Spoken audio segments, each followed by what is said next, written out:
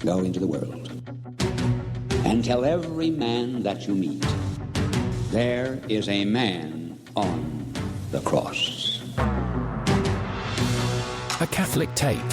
What you need to know right now. A bold synthesis of inspiration and information. Keeping you up to date on the news and issues from a courageous Catholic perspective. A Catholic Take with Joe McLean starts now. Praise be to Jesus Christ. Welcome back to A Catholic Take, a bold synthesis of information and inspiration. I'm your host, Joe McLean. Praise be to God. It is good to be on with you. It's good to survive the weekend because it was a dicey weekend, to say the least. We bomb Iran's nuclear facilities, obliterate them, we were told, in one of the greatest military achievements ever. Should we? That's one of the questions we're exploring today, and I'd love to get your take on that. Do you think we should have gotten involved? Did President Donald Trump have the proper authority to bomb a foreign country? We're going to explore that question. But just how much damage was actually done? We are told obliteration. But some reports are coming out today that not so much. These were empty facilities. They had been emptied out days ago, and nobody died. So did Donald Trump bomb them knowing they were empty to save face? Is he playing 4D chess? We have a lot to explore today, all while Iran is saying, well, all bets are off now. In accordance with the UN Charter and its provisions allowing a legitimate response in self-defense, Iran reserves all options to defend its security, interests, and people. And they're talking about suicide bombers in America, closing the strait there, and Houthis and all that. We'll be discussing that with Mike Koeniger, friend of the program, at 14 past the hour. So do join us for that conversation. Not everything over the weekend was bad news. In fact, there's some good news. Pope Leo XIV led a procession, a Eucharistic procession. I want to talk a little bit about that today, hopefully, during the program. Praise be to God. And Dan Sevigny from the Sanctus Ranch is on the team. He's got an article over at Crisis, Mission Abandoned, how the Coalition for Canceled Priests failed its calling. All of that and more today on the program. Plus, we'll link to the show notes for you at the top of the hour. The station of thecross.com/ACT. We have a lot to get to and a lot to pray for. Let's begin. In the name of the Father, the Son, and the Holy Ghost. Amen. Remember, O most gracious Virgin Mary, that never was it known that anyone who fled to thy protection, implored thy help, or sought thine intercession was left unaided. Inspired by this confidence, I fly unto thee, O Virgin of Virgins, my mother. To thee do I come, before thee I stand sinful and sorrowful. O Mother of the Word incarnate, despise not my petitions, but in thy mercy hear and answer me. Amen. In the name of the Father, the Son, and the Holy Ghost. And now your saint of the day. Saint Giuseppe Cafasso, pray for us. Giuseppe was born to a peasant family in what was then the Kingdom of Sardinia in the year of our Lord 1811. He suffered from a spinal deformity and remained quite short and somewhat physically handicapped his entire life.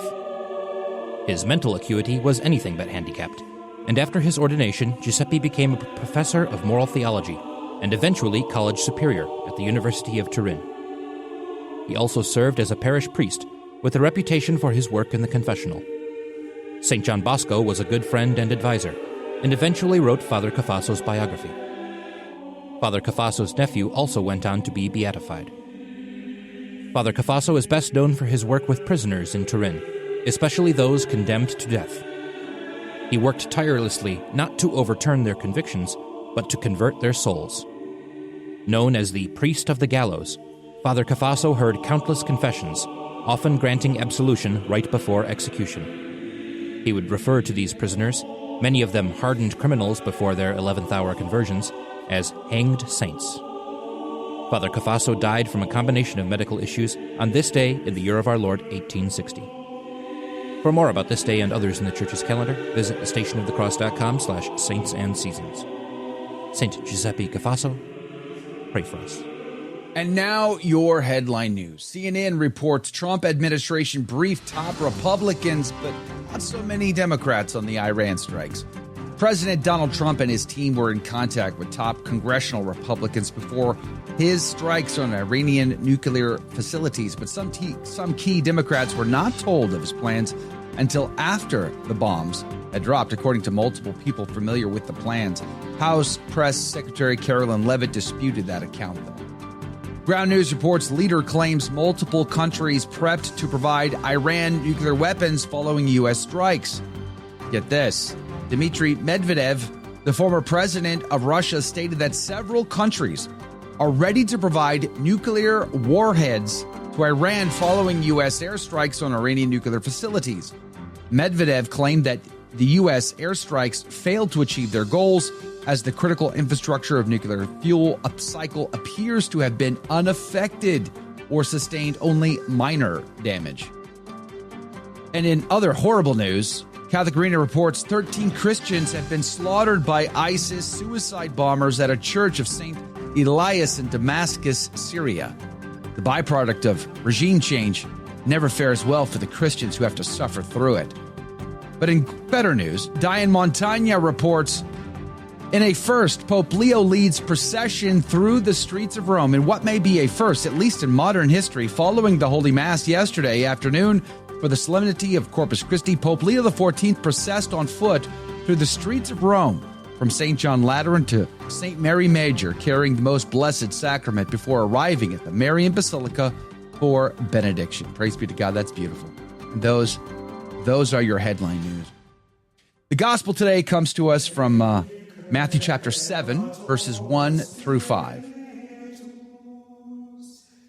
Jesus said to his disciples, "Judge not, that you may not be judged. For with what judgment you judge, you shall be judged. And with what measure you mete, it shall be measured out to you again. And why seest thou the mote that is in thy brother's eye, and seest not the beam that is in thy own eye? Or how sayest thou to thy brother, Let me cast out the mote from thy eye, and behold, a beam is in thine own eye? Thou hypocrite, cast out first the beam out of thine own eye, and then shalt thou see to cast out the mote out of thy brother's eye." The Gospel of the Lord.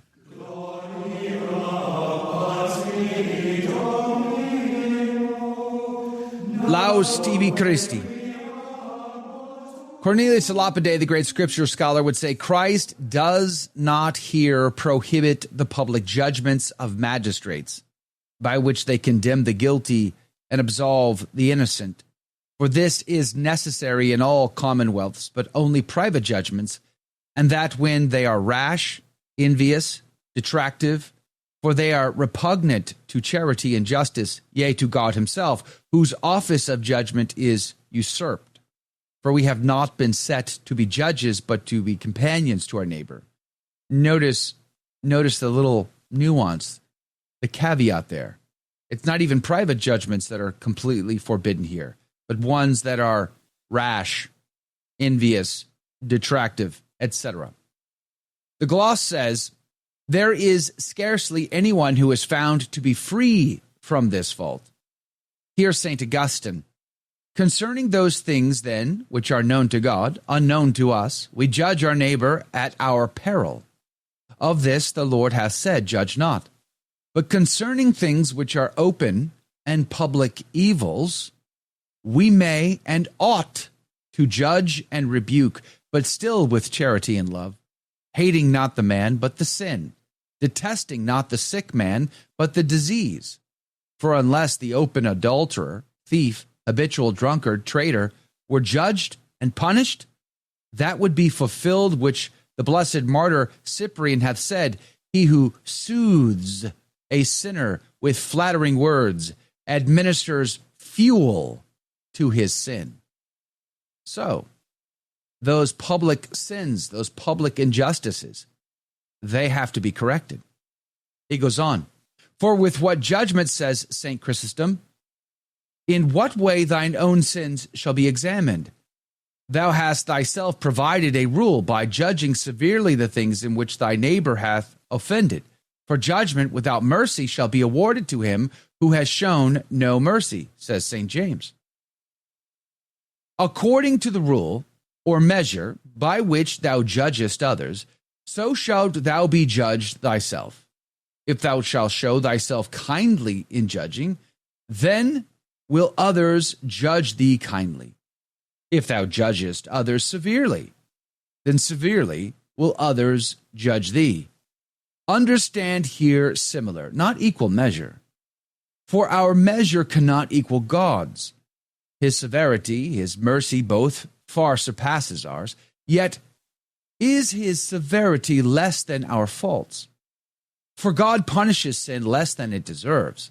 St. James follows Christ the Lord when he says, speak not evil one of another. Whoso speaketh evil of his brother, or judges his brother, speaketh evil of the law, and judgeth the law. There's a lot of lessons to be learned here. We must be cautious in our judgments of others. We do have to judge, though. How many times has this been bandied about that you're never supposed to judge, and therefore you could just got to let everything go, and everything becomes some sort of free-for-all? But that's not what's being spoken of in this passage. We have to judge, but we have to judge rightly and carefully. We must have caution when we judge, because the office of judge belongs to the Lord. So you have to weigh very carefully into those waters. And I'm going to say, myself included, how many times have I rushed headlong into those waters? Rashly, enviously, detracting, and others. We have to be careful, but we have to do it at the right circumstances. Public injustice demands that we judge, but let's be careful towards our neighbor. We'll be back. Don't go anywhere. Did you know you can help evangelize simply by using your cell phone? The Station of the Cross is partnering with iCatholic Mobile, America's only Catholic mobile phone company. When you join iCatholic Mobile, a portion of every dollar will support our programming. Plus, you'll enjoy great service with iCatholic Unlimited 5G data, text, and talk. With iCatholic Mobile, you can stay connected with family and friends while also spreading the truth of Jesus Christ with clarity and charity. Join today at iCatholicMobile.com.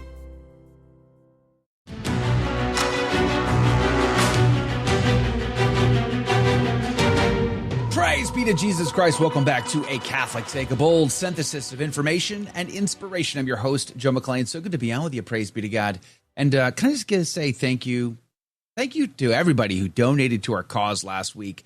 We were able to hit our spring goal. Praise be to Jesus. It was so needed, and you were amazing. God bless you and God love you. Thank you for helping us to hit our goal. Really means a lot to us.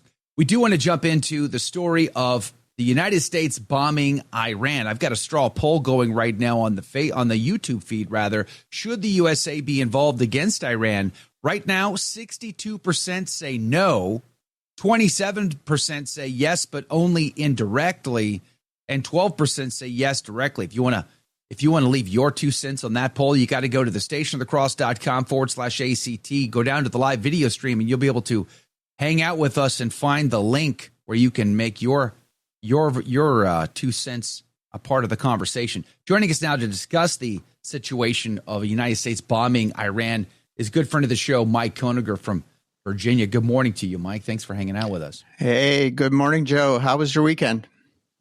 Well, we had a great time celebrating my son's 18th birthday. Praise be to Jesus, over at the firing range. That was always a blast, but I didn't expect to come home to news that we bombed Iran. How did you feel about it? Oh, that was a sad moment for me. And Joe, I know this is going to be an unpopular position with some of your listeners, but dispensationalism, which is what I think is the driving force on a lot of American foreign policy, is considered by the Church, Holy Mother Church, to be a heresy. And so, because it denies the sovereignty of Holy Mother Church and does not acknowledge the fact that we were grafted onto the tree of Judaism. And I won't get too deep into that because that's not what you asked me about. I'm not a theologian, right, Joe? But I will link to a video from Dr. Taylor Marshall discussing that and explaining that very, very well. I'll put the link to that in the show notes for everybody who wants to see it. Go ahead. Right. So moving on, though, I think the biggest thing, and the name of this show is A Catholic Take. And so, Joe, you bring me on because you know and you trust me to bring a Catholic take. And so I was completely, utterly devastated by this move. And I'm going to tell you why. And I just had to go to the catechism. And the Roman catechism does not include just war theory. So I went to the modern catechism, the one that came out during St. John Paul II's reign as Holy Pope. And there are conditions that must be met to wage war. And number one, and it's all 4, Joe. It's not 3 out of 4, 2 out of 4, 1 out of 4. It's a 4 for 4. You have to have them. And I'm going to skip some of them. But one is there has to be a serious prospect of success. And that's number 3. Number 4 is the use of arms must not produce evils and disorders graver than the evil to be eliminated.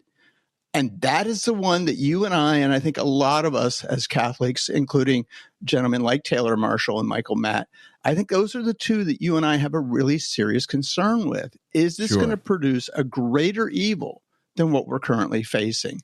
And was our act disproportionate in regards to what was perpetrated? And number 2, by the way, is that all other means have been exhausted before you wage war. And I can't say in any of those 3 cases that this guy believes those have been met. And I'll pause a moment. Joe, do you think those have been met? No, I don't either. I don't. Frankly, there's several questions here. One, should we be involved directly in Israel's conflicts? I don't believe we should be, personally.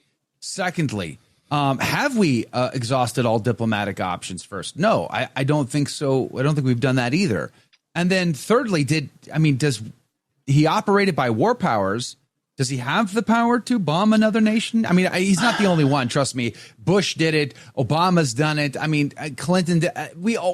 It's not new. This is not a new thing. It goes way back. But my point is, should Congress be the one to give the approval before the President of the United States bombs a foreign country? I think these are all valid questions we can have conversations about, because I got to tell you that one thing that is surprising about all of this is how many MAGA Republicans are pushing back. Marjorie Taylor Greene had some very strong thoughts about the bombing of Iran on her X feed over the weekend. She's not a big fan of this. She's asking the questions. Oh, we're bombing Iran, and by the way, the reports are out that those sites were empty days ago. How much damage did he actually do? And did he bomb empty facilities? Did he obliterate empty facilities on purpose? That's the next question I want to explore. But Marjorie Taylor Greene's like, you didn't bomb any cartels that are actually killing Americans, on a daily basis with their drugs and violence coming across our border. But you are going to bomb Iran because, there's millions of dollars from Americans who have Israel at heart contributed to his campaign. Is he returning the favor? That's some of the questions being asked today. And I think that's a big one, though. If Trump knew that these facilities were emptied, because the reports are they came days ago and emptied these places out. There's no actual reports of anybody dying in these 3 facilities that they bombed. So if he bombed empty facilities that he knew were emptied, and not as much damage has been done as they tried to report or suggest was done, was this just to save face? Joe, that's a tricky act to try to play out. Number one, it is still an act of aggression. It's sovereign. It's a sovereign country, right? And so it's like saying if Iran launched a bomb and it hit the Mojave Desert and there was nobody there, was it an act of war? Of course, it's an act of war. I'm sorry that you can't justify it any other way. Well, from Iran's perspective, it's definitely an act of war. I mean, we're talking about the nuance here. It all comes down to perspective. If you're the one being bombed, then you think it's an act of war, and Iran's not a good guy, Mike. We all know this. No, they're bad. They're bad people. They're not great. The government in Iran is not good. The people in Iran, I don't have a problem with the people of Iran, but the government in Iran is no good. But that doesn't mean I want to jump into bed with Israel and do their bidding either. Well, and I think that's the nuance that a lot of people miss is you and I are not defending Iran. In no way, shape, or form. This is a state sponsor of terrorism throughout the region. They have been for quite some time. Do they have reasons for being the way they are? Perhaps. I mean, I can talk about that history another time. Well, they certainly have their perspective of things. Well, we did topple their government in 1953, and there's no argument that we didn't. But, I get told we need to forget about that. Whereas this guy is not forgetting about 1979, where they took hostages out of our embassy either. So sure, I'm not letting go of the past either, to be perfectly fair. So no, these are not good guys. And I joined the military during that hostage crisis, Joe. In 1980, I would join the military. They still had our Americans hostage. So let's not pretend like I'm an apologist for Iran. I'm not, certainly not. I vehemently dislike their government. I vehemently dislike their actions in the area. But I'm also a Catholic man, and setting aside my own warrior passions, which you and I share, you're a warrior as well. You joined the Marine Corps. You know what I'm talking about. There is a part of me, I hate to say it to you, Joe, that says, look at us. We're the toughest guys on the block. We're the baddest guys known. What are you talking about? And so my point being that as much as that feeling is in me, I am a Catholic man, and I have to look at, what does Catholic theology teach? What did St.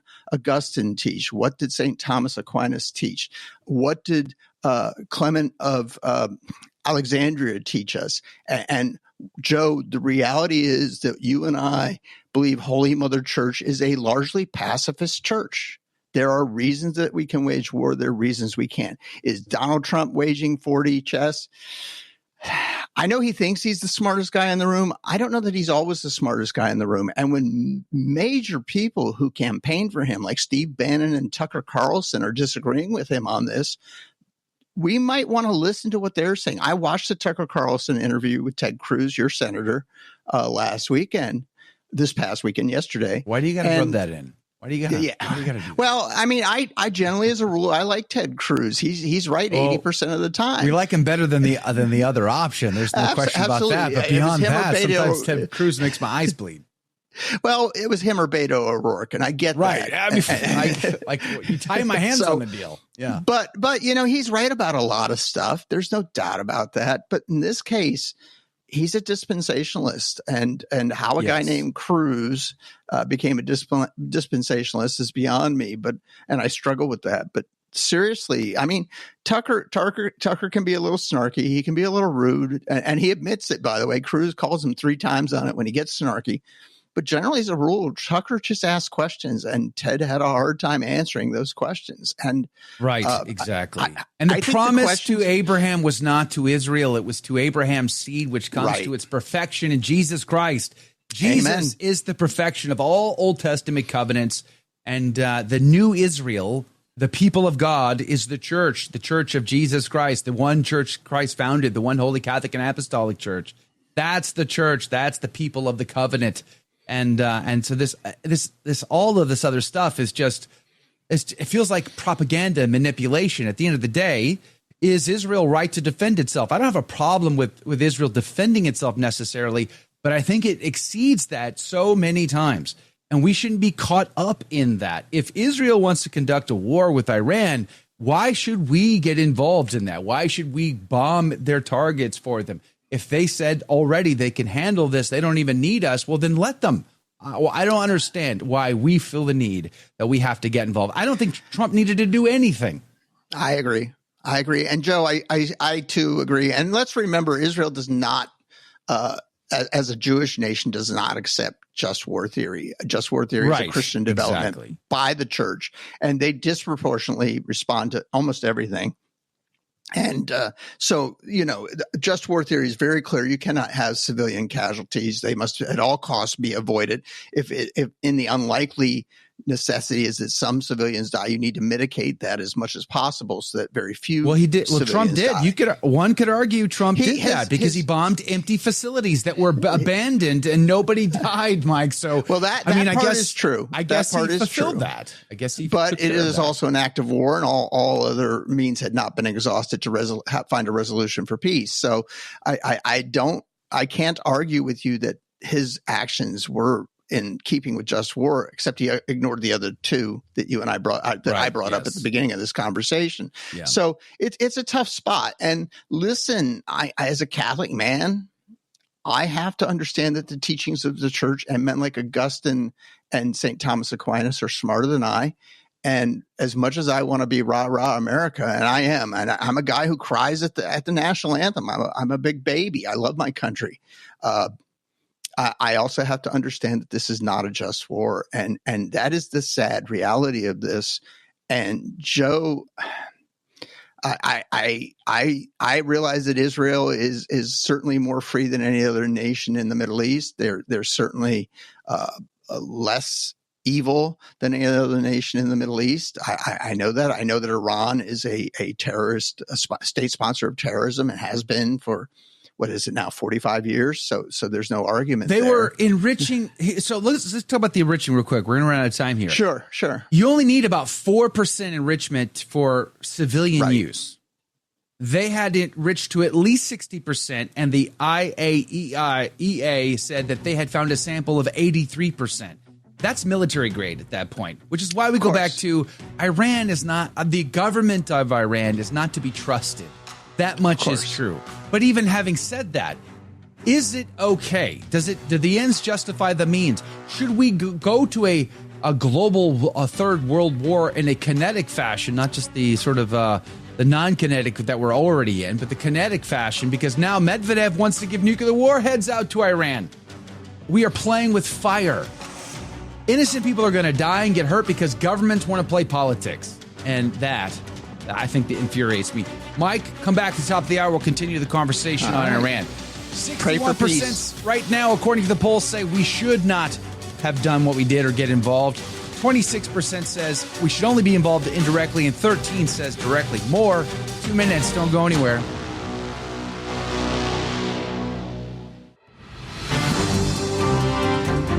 Praise be to Jesus Christ. Welcome back to A Catholic Take, a bold synthesis of information and inspiration. I'm your host, Joe McClain, and here are your headline news. Epoch Times reports State Department issues worldwide caution for U.S. citizens after U.S. strikes on Iran. In a June 22nd alert, the department warned of potential demonstrations against U.S. citizens and interests around the world. On June the 21st, U.S. forces launched airstrikes to neutralize threats from 3 Iranian nuclear facilities, which came amid the exchange of missiles between Iran and Israel. Iranian Foreign Minister Abbas Araghchi has warned of everlasting consequences in response to the U.S. strikes. Araghchi also implied that diplomacy between Iran and the United States is now no longer on the table. Ground News reports death toll rises. Gazans make life-risking journeys to seek food.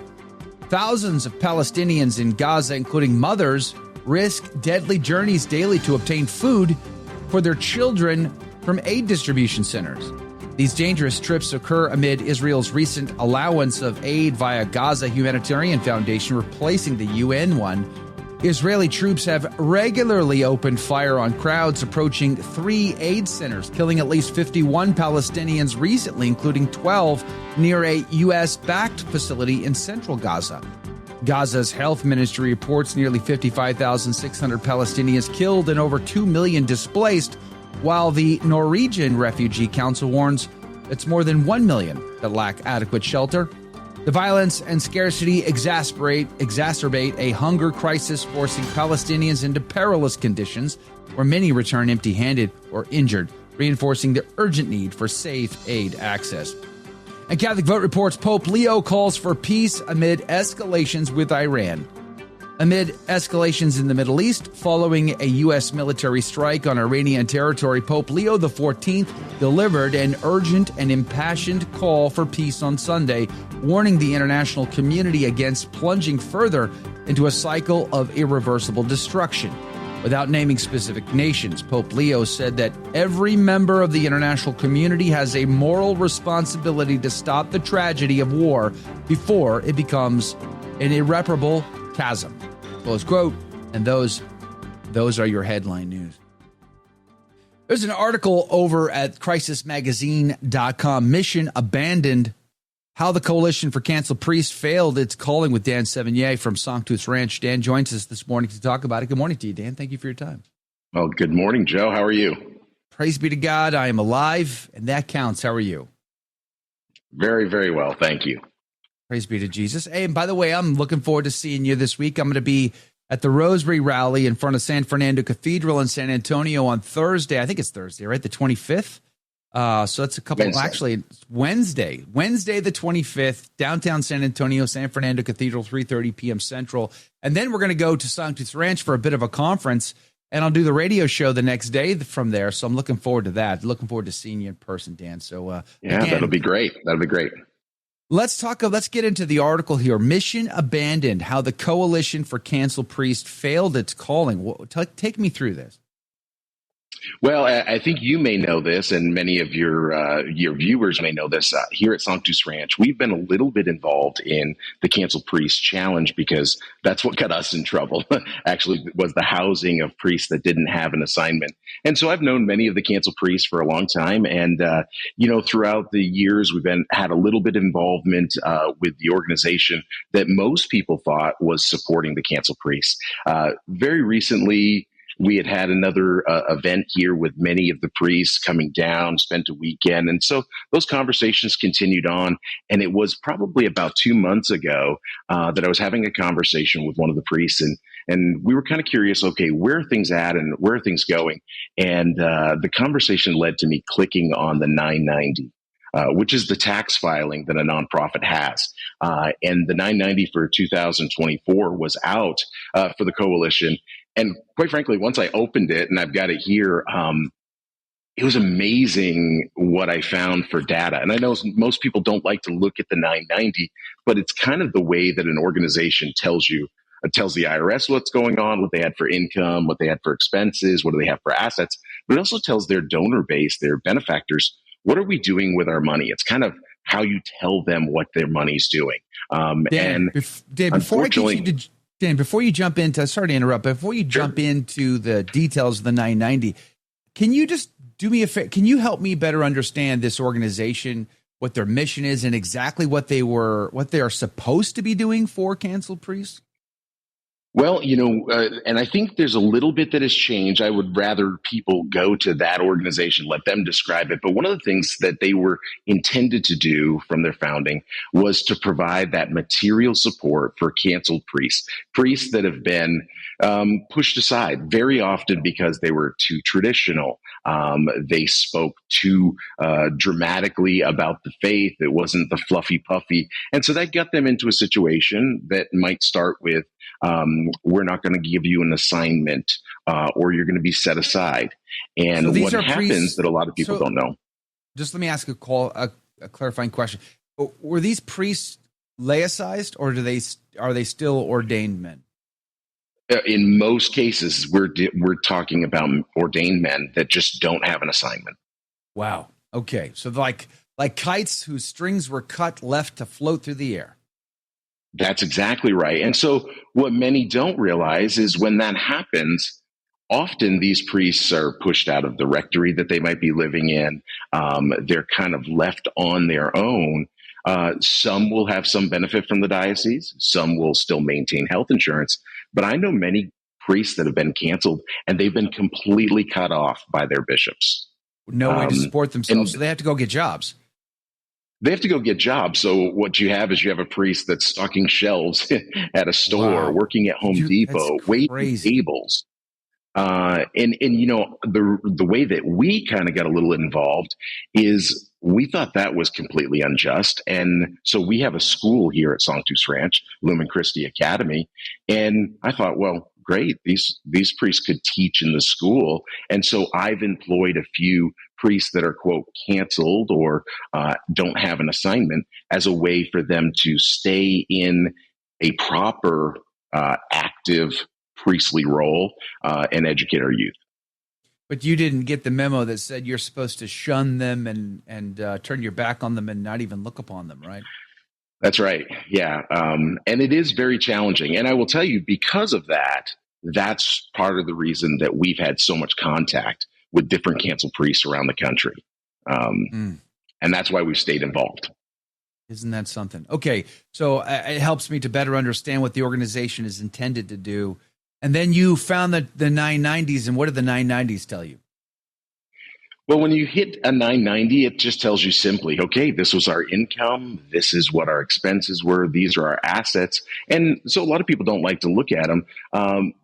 But it started to show us there was still very good income last year for this other organization, the Coalition for Canceled Priests. It states right here that it was a little over 700,000. They had expenses of about 650,000, and they had $1.5 million sitting in the bank. And I thought, well, this is great. They must be doing a lot to help priests. But I had also received word from many priests that they were challenged getting support. And in that challenge, what a 990 will do, sometimes buried way down in the back of it, is you get to this section, Schedule I. And in Schedule I, it stated very clearly, as it did in previous years, priests in need of aid, and they listed the number of recipients were 7. And the amount of cash grant was 42,000. All of a sudden, I went, are you kidding me? There was $700,000 that was taken in, that the whole mission of the organization, they're not running buildings. They don't have other programs to my knowledge. They certainly didn't list them in their 990. But out of $700,000 that came in, only $42,000 went out in grants to priests. Wow. That's how many employees does this organization have? Well, and I don't have that right in front of me. They do have a few. I think it was somewhere in the neighborhood, and I would want to double check, about $160,000 that went out to employee costs. But there was another shocking element, and that was, you always list in your 990s anyone that is on the board and if they have compensation. And the president of the organization, he was paid $100,000. Now, $100,000 is not necessarily too much money to make. That's not the argument that I'm trying to make here. But one should probably ask themselves, $100,000 when the priest only got 42? Yeah, that's a clear discrepancy here. But the math still doesn't quite add up. Still, I mean, $100,000 for the president of an organization is nothing, really. It's pretty. I would say that's even on the lower side in many organizations. For most organizations, probably it's a livable wage for a person with a family in America today. However, it still doesn't quite add up. There's still a whole lot more money left on the table that didn't go to these priests. Do we know where the rest of it went to, or is it going to the rest of the board, or do we know? It's difficult. And that's the one thing the 990s away an organization would tell you what's happening. We don't know. There is $450,000 that went out to other program activities. That hasn't been disclosed. Could be a good question. But really, there is that shocking part. Where did it go? Here's the other thing. I personally, this is just me, I don't believe that nonprofits should have a war chest of money without a reason to use it. And so there's $1.5 million in the bank of this organization, as stated in their 990. Wow. And so that could go, and that's what my article said, that could go to support these priests. Why doesn't But here's the other shocking thing, Joe. Does the organization say why they haven't given out more? They don't say any of that. And, I do know that 33 priests used to be supported in previous 990s, and now we're down to 7. And what I will tell you is I know of priests that have called me asking, what do I do? Or how do I find support? And that's not the mission of our nonprofit exclusively. Well, certainly hasn't been.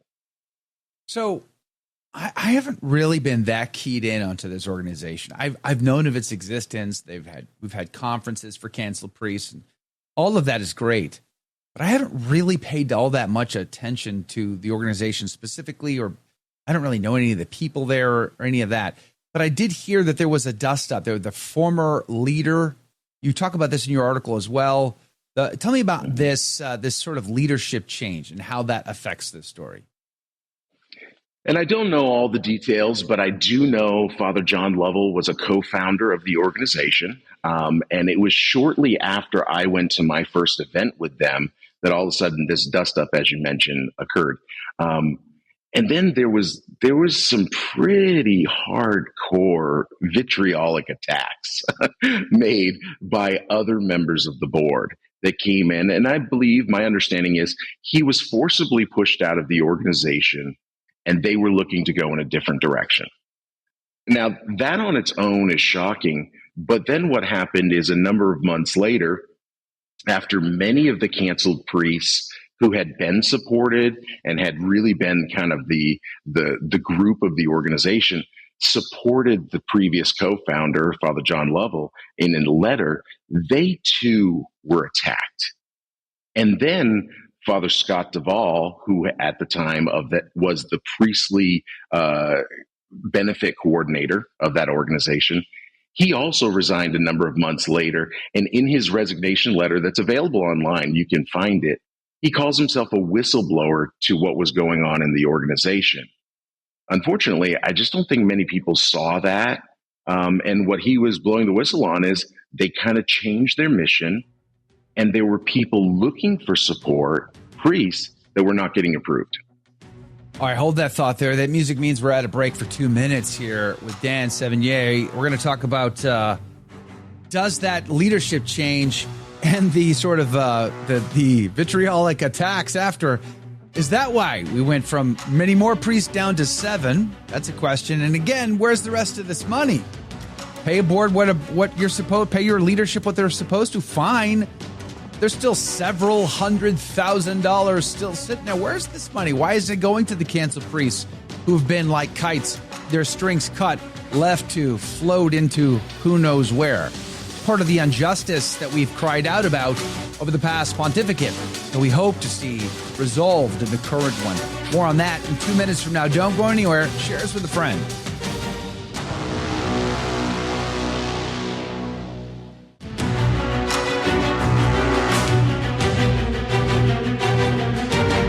Praise be to Jesus Christ. Welcome back to A Catholic Take, a bold synthesis of information and inspiration. I'm your host, Joe McClain. Praise be to God. And can I just give a special shout out to our good friends of the show, iCatholicMobile.com, sponsor of what we do here at the station across Catholic Media.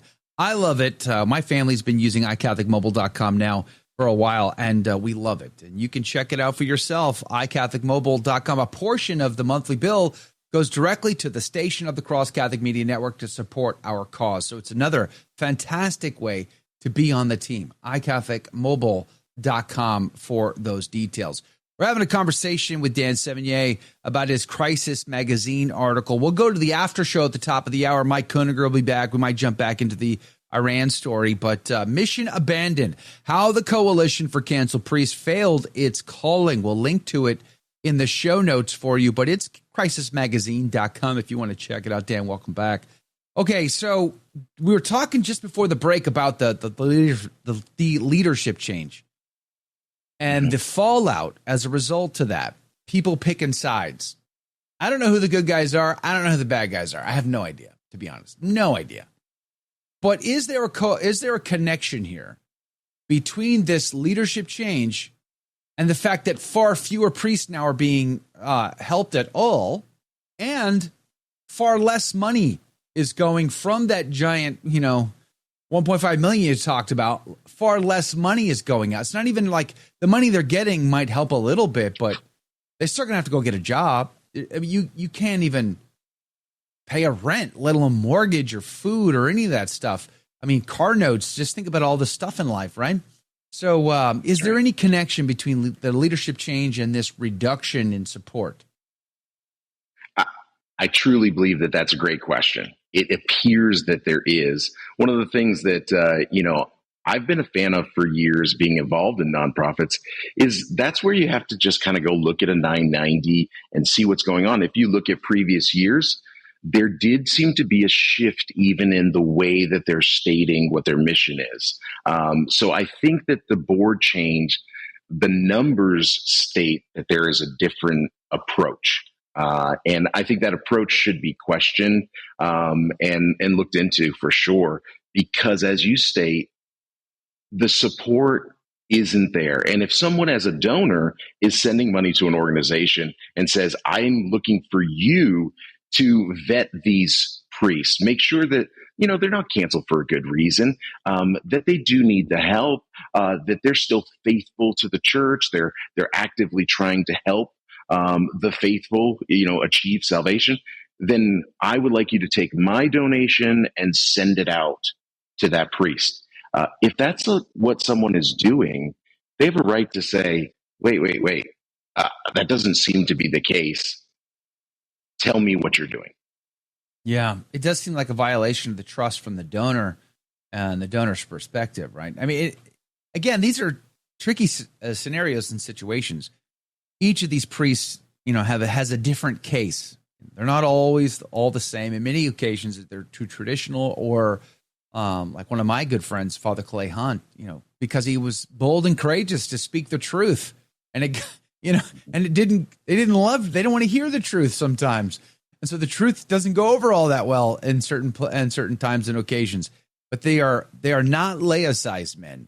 And the question is, should we be supporting them through this time of them fighting for their cause? Because they all have canonical cases, all of which seem to stall in the previous pontificate. We're hoping that they'll get resolved in the current pontificate.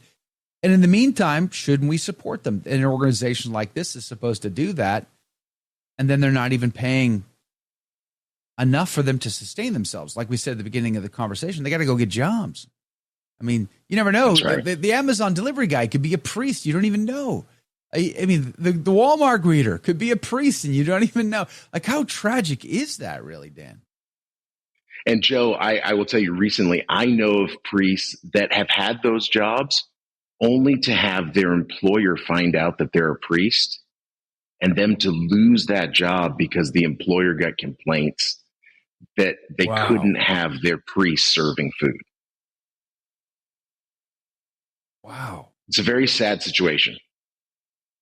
So what do you think should be done here? I mean, what actions, if at all, can be done to help rectify this circumstance? Well, I think that's really what we had to think about as I contemplated, sharing this article. We have to have something that we could do. And so we have decided here that there is a need for priests to be supported.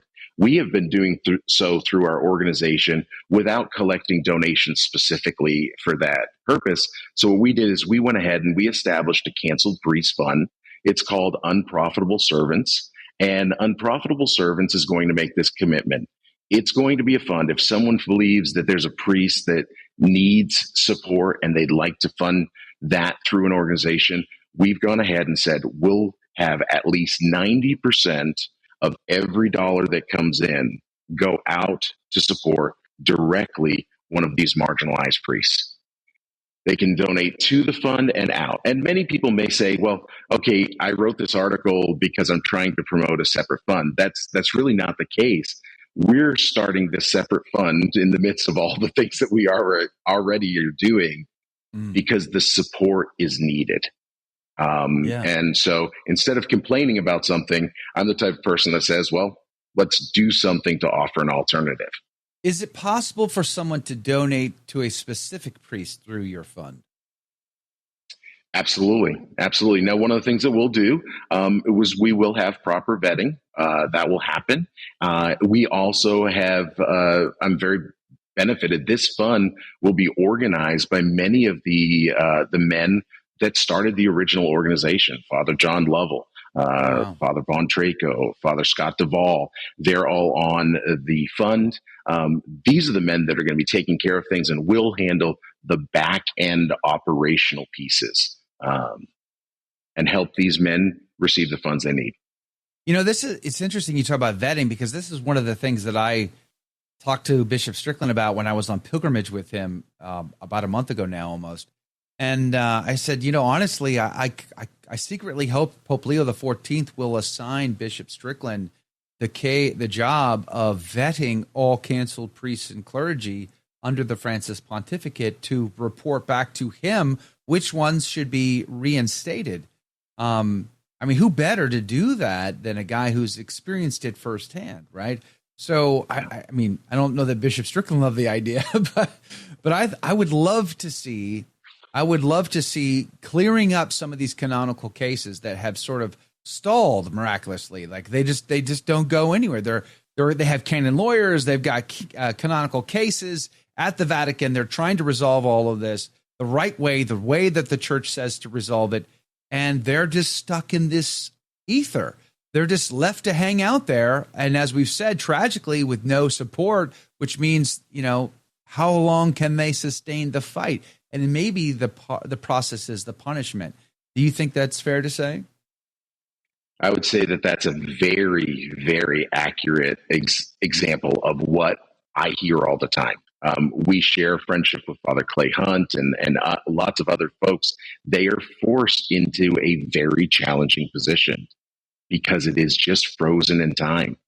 And so they still continue to live out their vocation as best that they possibly can. But that punishment is really just the fact that they've been isolated and put on ice. Yeah. I think too often some folks would say they're just being disobedient by not just obeying. What would you say to that, Dan? This is a challenge because we have a messed up idea of obedience very often. But, if you have a priest that says, I believe the truth of the faith and I want to do what our Lord is calling us to do, and you have a bishop that says, no, you can't do that, he must obey God. Tricky piece of business, but no matter how you feel about them, don't you agree they deserve to eat? They deserve to have a place to stay, some basic necessities. I think we can all agree to that no matter what. Dan Sevigny, I'm going to see you Wednesday. I'll be at the 3:30 p.m. Central Rosary Rally out in front of San Fernando Cathedral in San Antonio, Texas, and the conference at Sanctus Ranch after that night, and the radio show the next day. Dan, thank you for being on. We'll link to the article at crisismagazine.com. We're going to go to the after show and take your thoughts and opinions on everything. God love you. Catholic radio has just been a lifesaver for me. I still listen to it every day. I start my day with it. I listen to it all day long as much as I can. I am very grateful for it. It's just an amazing thing to have as I am new to Catholicism. Obviously, it's not only helping me, but it's helping so many other people on their walk. Thank you. God bless you for iCatholic Radio. It has changed my life. Donate today at thestationofthecross.com. And we're back. Welcome to the After Show, everyone. Happy Monday and happy Vigil of St. John the Baptist. Good morning, everybody. Praise be to God in all things. How was the weekend? Not so good if you're a Christian in Syria, that's for sure. And then there wasn't. I didn't even report it, but wasn't there an attack on a Protestant church? Someone drove their car, started shooting. Was anybody killed in that? I think there was a so-called deacon who ran his truck, ran over the perpetrator of the violence, F-150, by the way. But I don't know if he got anybody. But we don't. There's no reports of anybody dying, right? I think there were injuries, but not deaths. I think there were injuries. I hope there was no deaths. I may be mistaken though. So if only we had a producer Jake who could look that up really quickly for us. Google that real quick. What am I supposed to look up? There was an attack on a Protestant church over the weekend. Oh, any deaths in yeah. I'm just wondering the if one where died. is that the one where the armed guards got the guy? Did the they? guy ran him over with his truck. Yeah, something like that. Yeah. Leave it to the deacon.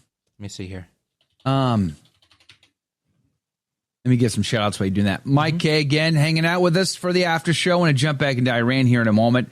Sci-Fi, good morning to you. Paul, our friend from Buffalo, good morning to you. Praise be to Jesus. All right, the Christopher reposted. Damon, were you sleeping on the job today? Like Christopher's putting the poll up on the what do you call it? The Telegram group. I almost said Instagram. It's Monday. My brain is still half asleep. Very different thing. Should the USA be involved against Iran?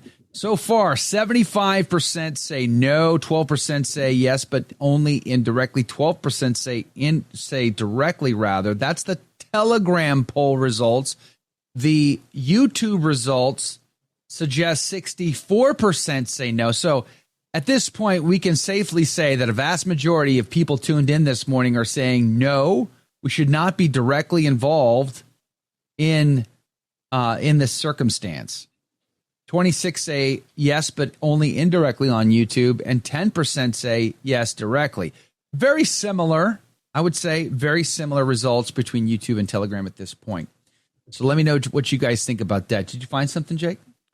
I'm trying to find the actual news story, but it looks like a security guard and a church deacon shot the active shooter. One of them ran the guy over with his Ford F-150 to knock him down so that the security guard could take him out. This was at a church. There's no link. It's so. I found the tweet about it. We don't know what state or anything. I'm not finding the link. Okay. Who's the leaker? Yeah, I'm not finding the link to the actual article. Stargeezer Tim, good morning. Welcome back. Thanks for hanging out with us today. All right, well, let me know when I'm seeing screenshots, you can find but that. No actual link to an article. Which I'm is curious as to where that is. I saw the report on X, but I was distracted by the Christians in Damascus being slaughtered and in Iran. And I think I meant to report on that story and failed to do so. That was 30 victims, 30 deaths and multiple injuries in the one in Damascus, Joe, right? The image of the blood-stained icons is horrible. It kind of reminds me of the one. What was that? Was it India or was it Madagascar? I forget where. Remember they had like the statue covered in blood. It was like horrible, and it's on display someplace now. Kind of reminded me of that. It's so sad. Here we go. So terrible. Found it. So this is in Michigan. Put yourself on the screen. 1 second. I'm trying to get the article. Okay. Oh, I'm like Michigan. I'm tiny it's in here. Michigan. Hang on a second. If you want people to actually see me, I have to adjust this from Friday. Try to bring me on the screen with the triple view. I had to tuck myself away down at the bottom. So in any case, so this was in Michigan, and Yvonne says it was Missouri. This says Michigan. Okay, Michigan, west of Detroit. I'm surprised. Aren't they anti-gun people in Michigan? Churchgoers attending a morning service at Cross Point Community Church in Wayne. We all know that, the majority of every state, if you're looking at land-wise, is not the same as the voting results in that state based on the density of like one single city. Yeah, and pretty much New York's everything a big in Michigan example of is west of Detroit, by the way, because Michigan Detroit sits right on the lake. Yep. Detroit dominates that state. Churchgoers attending a morning service at Cross Point Community Church in Wayne spotted the gunman driving recklessly and then saw him exit his car wearing a tactical vest and carrying a rifle and a handgun. The man began firing as he approached the church, striking one person in the leg. A parishioner struck the gunman with his vehicle as the gunman shot the vehicle repeatedly. At least 2 staff members shot the gunman, causing the fatal wounds. They described him as a 31-year-old white male with no known connection to the church. His motive remains unclear, but it appears he was suffering from a mental health crisis. It occurred in Wayne. Why do they always say that? Wayne, Michigan, a city of about 17,000, about 25 miles west of Detroit. The person who was shot in the leg was treated for non-life-threatening injuries. Nobody else was hurt. So a church member ran the suspect over with his pickup truck, giving the security staff time to shoot him. Why is it always a psychological? You have a guy who's willing to kill strangers. Clearly, he doesn't think straight. I mean, yes, that's true, but maybe there's other factors, like serious ones, like his ideology, like the state of his soul. I mean, they just blame everything on psychology. It's like Freudian in the headlines all the time. Oh my heavens, we have very existential, crises going on right now, and everybody wants to blame psychology. Well, I suppose that is the diagnosis for evil. It's just I'm sitting here struggling. I guess if you use psychology to explain evil, I guess that's an explanation. Yeah, I guess that's my critique of it all. I just kind of get tired of the secular mantra. That's all. It's like we're avoiding the obvious here. It's just, let's ignore the obvious and talk about psychology again and again and again, as if everybody is like Joker from the Batman or something. Like, oh my heavens. Dr. Bob, Wayne, Michigan, a suburb of Detroit. Well, I'm glad that nobody was killed. Maybe besides the perpetrator. I mean, pray for his soul. Pray for his soul. Chesty Semper Fi, welcome back. Good morning. KSW Benedictine Oblate, good morning. Yvonne, good morning. Like maybe he was dealing with child abuse of his daughter or something. Who knows? I don't know. MG, good morning to you. Low Key, good morning. Stephen S., good morning. Eric Powell, good morning to you. Frank Rangel, good morning. Thanks for hanging out today. Good morning. The Webbs are here. Praise be to Jesus. Priests have a vocation that requires 24/7 serving, just like parents. Why it's so important for stay-at-home moms. Yay and amen. I totally agree. One cannot serve two masters. To serve God, one must give 100% to one's vocation. I would agree with that. 100%. I'm on that team. White Wolf, good morning. Welcome back. This is all being done by the Zionists. They hate Christians like the fathers who crucified our Lord. Pray for their conversion. Pray for their conversion. I got to tell you, this is going to get worse. I'm telling you, I'm going to get an email today. Someone's going to complain. You know, I wish it was easy. I wish it was straightforward. I wish people could see it for what it is, but they can't. Obviously, that's how you get a Ted Cruz. How do you get a guy who is a trained lawyer? I met Ted before when he was first running for senator in Texas. I mean, it wasn't like a significant meeting or anything. I happened to meet him at a rally in Houston. And he was working the crowd, walking around, trying to introduce himself because nobody knew who he was at the time. He was the, what do you call him? What was the group? MC? What? No. What was the movement back before MAGA? There was the Tea Party. The Tea Party. He was the big Tea Party guy. Yeah. And we were at it wasn't like a Tea Party rally, but it was like part of a Tea Party. It was like a coalition of Tea Party and other people. And I can't remember exactly what we're doing. It was so long ago now, but I remember meeting him there. And I met him again at the red carpet premiere for Nefarious. I met him there as well. He's not a dumb guy. He's a very smart man. And you wonder, well, then how can you not see the fault of your problem? Like dispensationalism is a recent invention. It not even, mainline Christians, Lutherans and others, they don't even hold to this stuff. Like it doesn't go back. It's surface level. It's hyper literalism. And you think, how can smart people not see that? Because they don't want to. Well, it's psychological, obviously. Well, and it's my country's always right, regardless. And I don't think he'd argue that, though, Mike. I think he would argue Israel's right always. Well, I found that part disturbing that he basically said that he was elected to defend Israel, and then argued that AIPAC. You weren't, Ted. You were elected to represent me and my interest, the people, your constituents. We are your boss, not Israel, not Bibi, your friend, as he says in the Tucker Carlson interview. It's bizarre. It's just bizarre. I struggle with all of this in that AIPAC is not a foreign registered political action committee because, quote, Americans run it, though they are lobbying for the interests of Israel. And I'm not saying AIPAC is bad or good. Any PAC has positives and negatives, including some of the organizations I belong to, right? So I'm sure there's some bad from the organizations I belong to as well that lobby on Capitol Hill. Wayne LaPierre was not a good guy. Let's just say that. That's one of the organizations I belong to, right? So I struggle with this idea, but Ted is, to your point, Ted is smarter than this, and how he goes down this spiral of those who bless Israel will be blessed, and those who whatever Israel will be cursed, which is scriptural. There's no argument. But to your point during the live show, that's not the modern state of Israel. And Tucker punched on that, and Ted did not take the bait, did he? No, he didn't, because he doesn't care.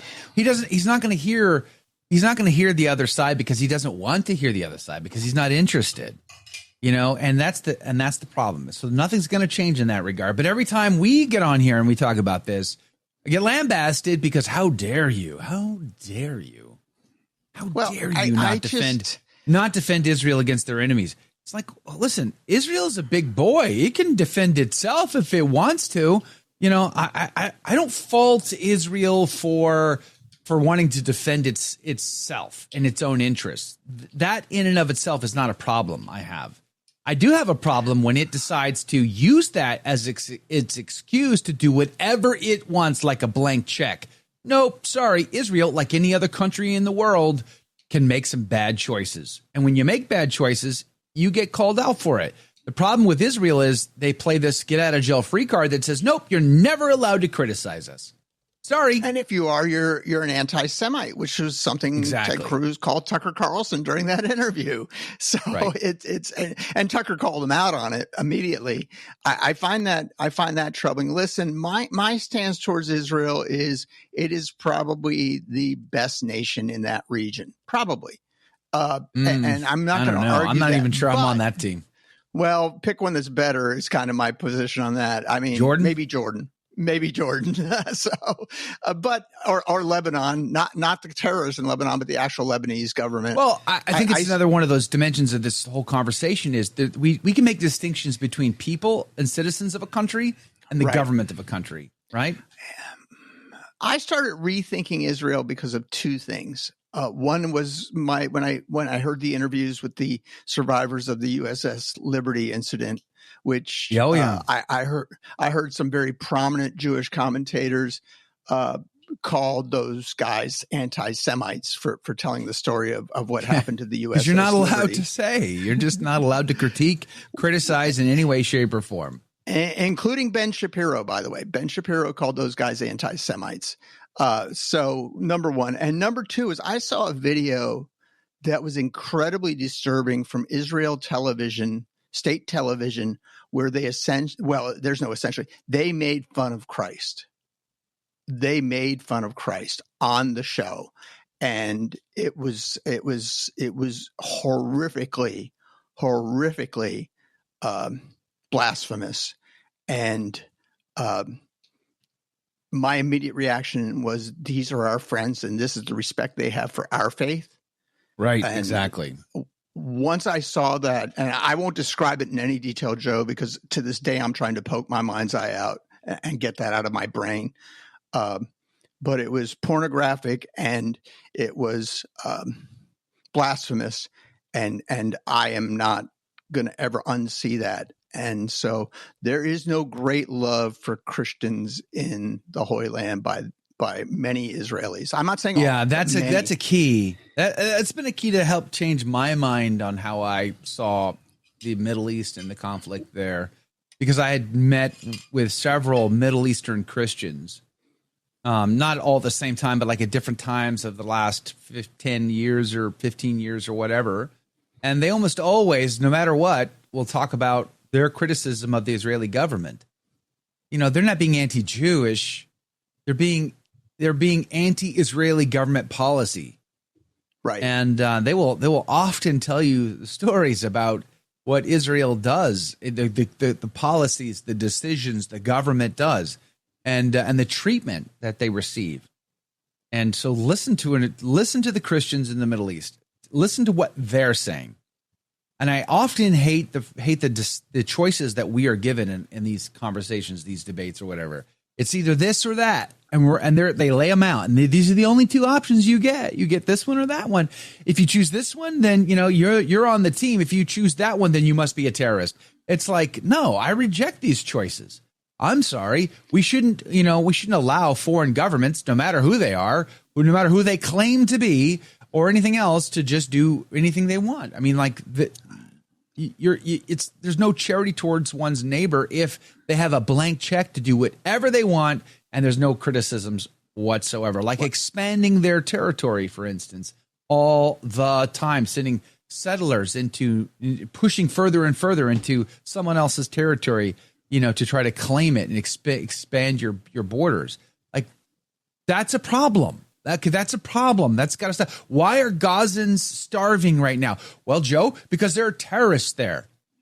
So kill them all? Kill all the peoples because there are terrorists there? Do the ends justify the means? I don't love terrorists. Well, I would love to see the terrorists go. I would love to see the terrorists be judged and have to face justice. But does that justify starving an entire population? No, of course not, but we're not allowed to say that aloud.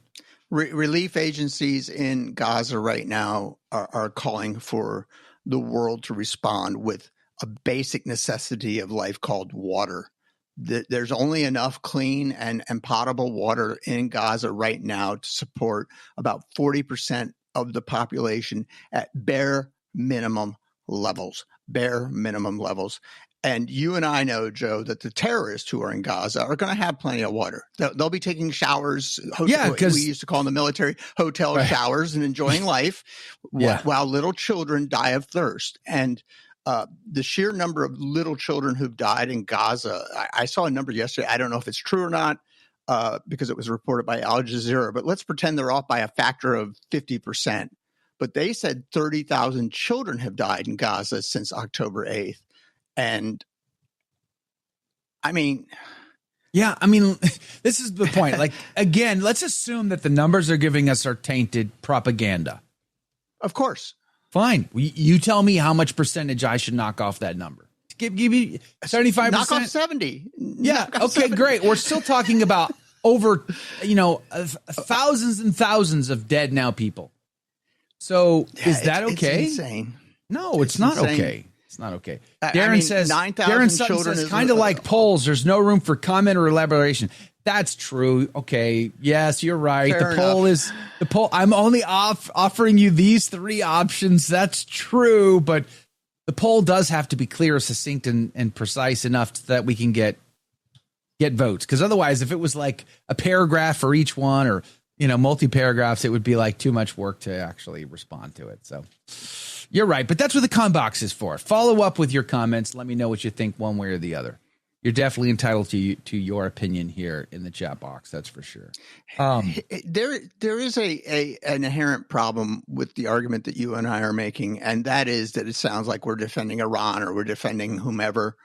No, I'm just so tired of that. Nothing could be further from the truth.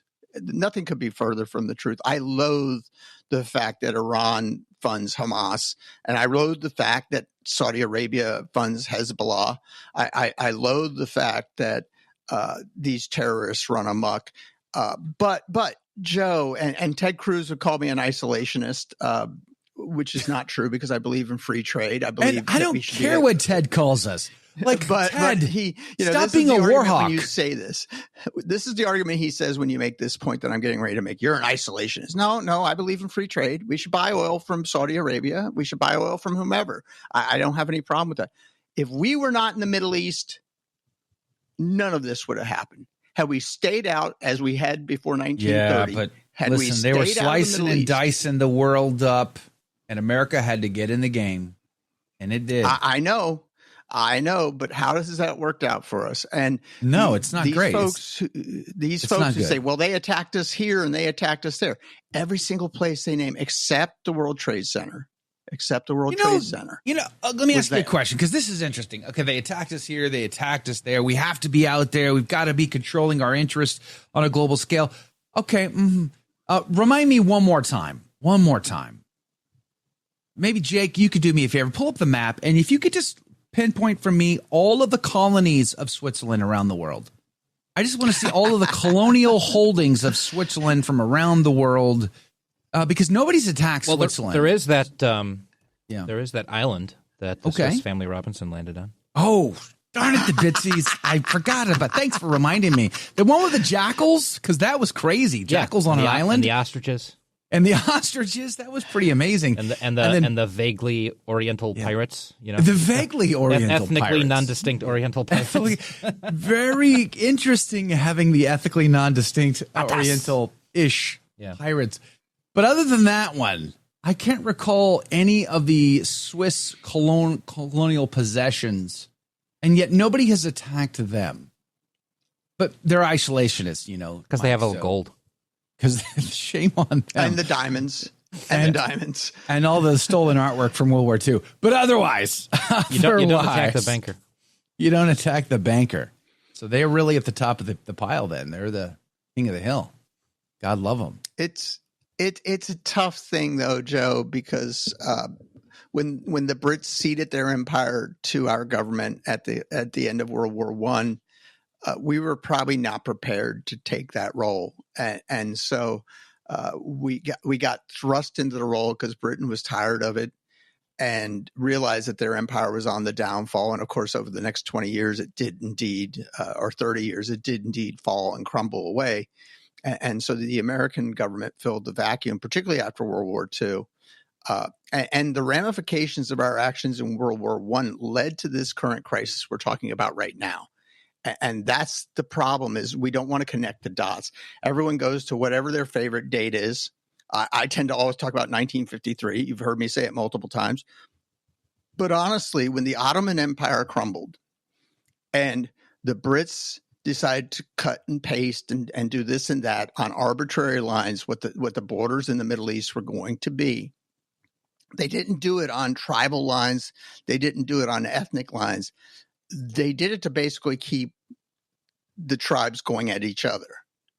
And it was a way to keep them from not going after the Brits. And consequently, the situation was created that we see today. And so Britain was only interested in one thing, and that was getting every drop of oil out of the oil fields of the Middle East. And the U.S. joined in with them very quickly.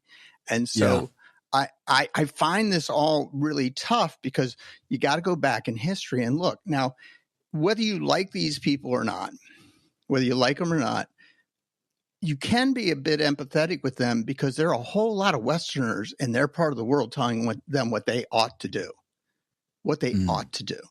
And I mean, when I read Father Murr's book about Hilarion, the bishop, it was really quite eye-opening to me, because I think he was the gentleman who had been arrested by the Israelis for terrorism, right? Because he had Palestinian arms in the trunk of his car.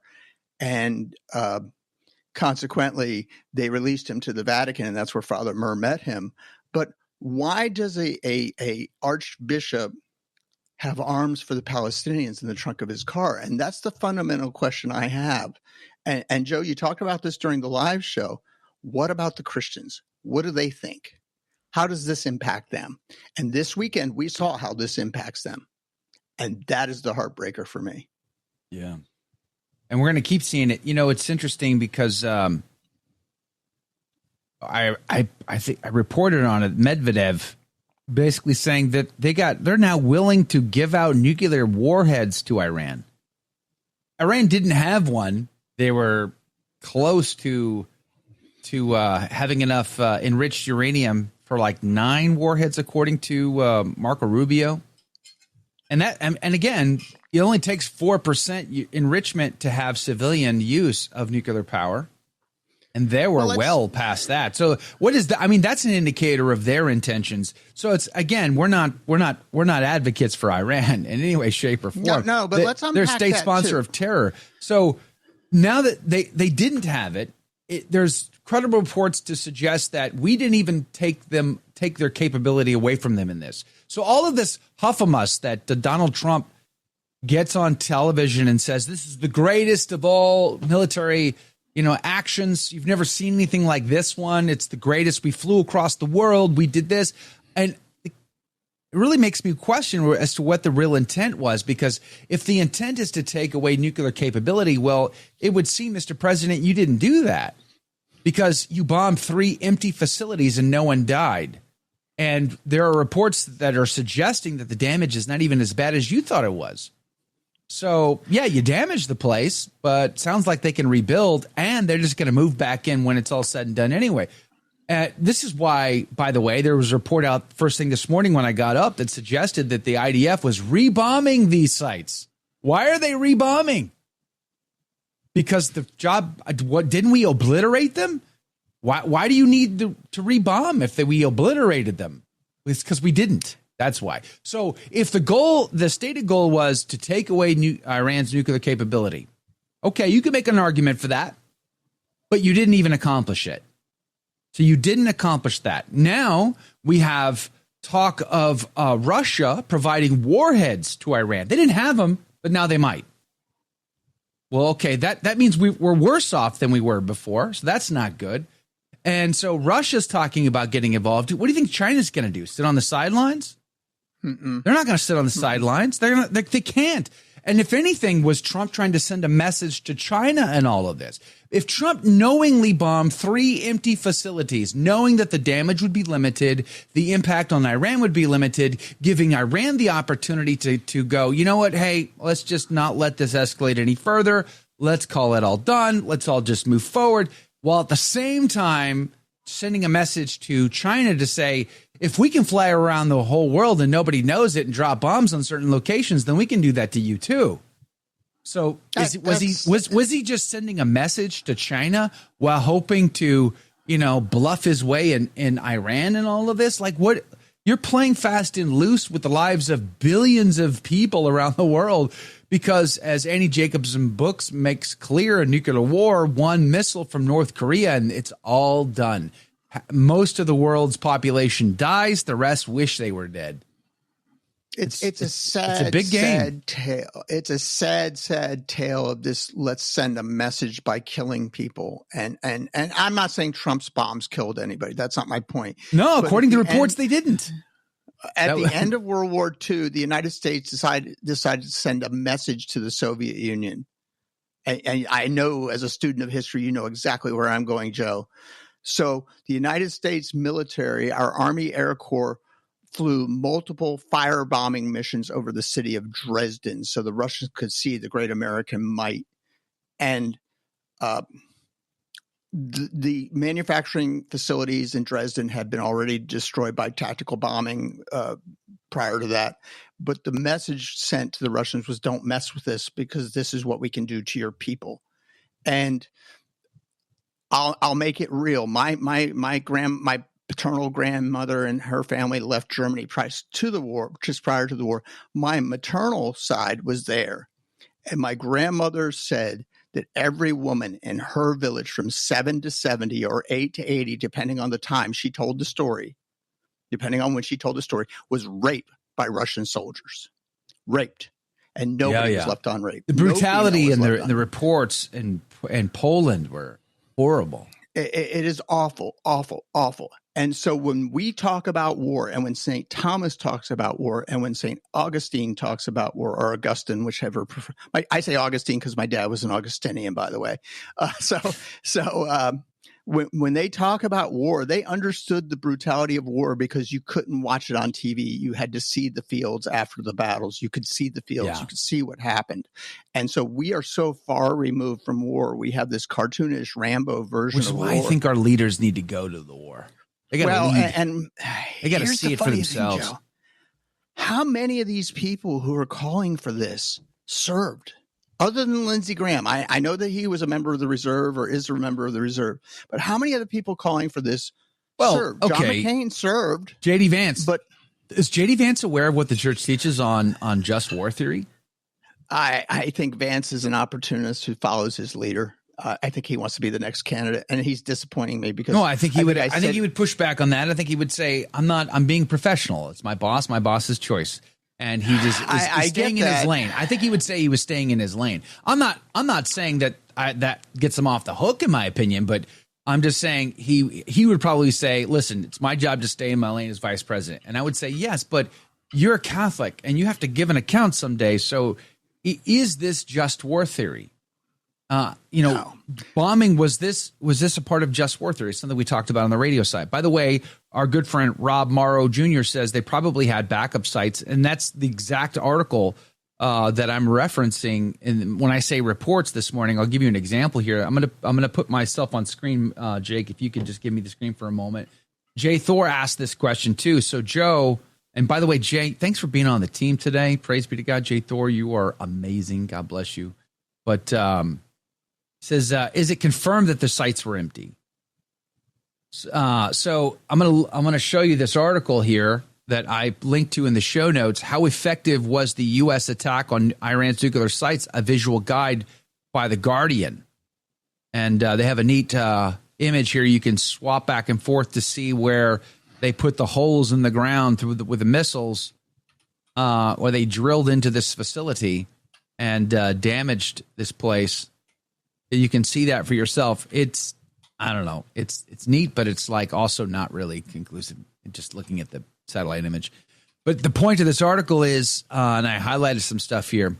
The Iranian Red Crescent Society reported no deaths from U.S. strikes, appearing to confirm Iranian claims they had been largely evacuated in advance. In fact, the article says that they had reports that the trucks had come 9 days before and emptied the place out. While video from the site showed evidence of a fire in the immediate aftermath, satellite images published on Sunday were suggestive but far from conclusive. At odds with Trump's claim of complete obliteration, 2 Israeli officials who spoke to the New York Times described serious damage at Fordow, but said that the site had not been completely destroyed. It could be important, it could be significant, but no one, neither us nor anybody else, could be able to tell you how much has been damaged. I saw one report say that an entrance and one of the exits was damaged, and that's all. It said facilities targeted the Isfahan, I don't know how to say that, either contained no nuclear material or small quantities of material or low enriched uranium. I mean, so we didn't even, it said here, Iran has claimed that it evacuated the site several days ago, and satellite imagery from several days ago suggests that there was unusual truck traffic at Fordow that appears to confirm the movement of some material from the site, possibly including uranium stockpile or parts of it, which remains unaccounted for. The deputy political head of Iran's state broadcaster said that Iran has evacuated the 3 sites some time ago. 3 days before the U.S. attack, 16 cargo trucks were seen near the Fordow entrance tunnel. These were empty sites. And how are you? I don't know. I just feel like there's no way the Trump admin, the Department of Defense, Hegseth, they knew it. They all knew. These were it. empty sites, which means there's not much to lose here. It's a way to save face. It's a way to save face. On a lighter note, Joe, Jane points out that Switzerland does actually have their military occupying a country right now, and that would be called Vatican City. Vatican City. Then all bets are off. All bets are off. Then the colony of Switzerland in the Vatican needs to go. 100%. I'm against colonialism, so I thought that was a great comment in the middle of all this heavy duty stuff. Here comes Jane with the levity. So good on her. That's hilarious. Oh man. So, I guess we're playing with fire is my point. Like it's really a big risk. He could have been playing 4D chess here, make the Israelis happy because they did something. You did something. You didn't just talk about something. You did something. So does that satisfy his big Israeli donors during his campaign? They gave him millions and millions of dollars. Does it save face there while not really damaging Iran all that much? While sending a signal to China? It's a big gamble. It's a big gamble if everybody gets dressed up to dance and then they're going to dance. That's World War I. They all got together and said, hey, it's time to dance. And that's what we got. Millions of people dead. Europe got reimagined afterwards. And the rest is, as they say, history. Just like the prophecy, fire falling, killing indiscriminately, those left will envy the dead. Pray, fast, and live sacramental lives. Pray for the conversion of sinners and the salvation of souls. Exactly, Miss Webb. Exactly. John Bradbury. Good morning. You want to put Mike back on there, Jake? Says Lori H. We can leave me That's off. all according to mainstream media. The truth is we don't know the truth.